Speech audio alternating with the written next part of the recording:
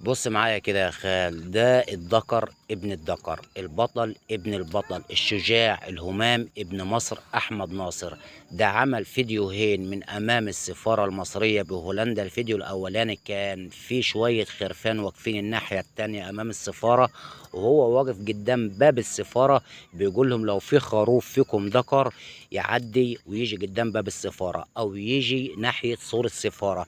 ما تنسوش برضي ان الخرفان فيهم ذكور وفيهم اناث، ولكن ما فيش واحد استشعر بذكورته من الخرفان وقدر يعدي الناحية التانية قدام باب السفارة.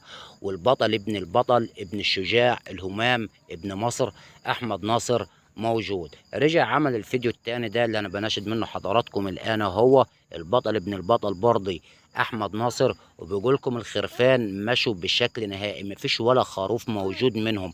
انا عايز اقول لكم يا ساده يا محترمين، القصه دي قصه هابطه ودي قصه فاشله، والبلد اللي ليها السياده لازم الناس كلها تحترمها، واحنا الحمد لله سيادتنا شعار فوق دماغ الكل. تحيا مصر.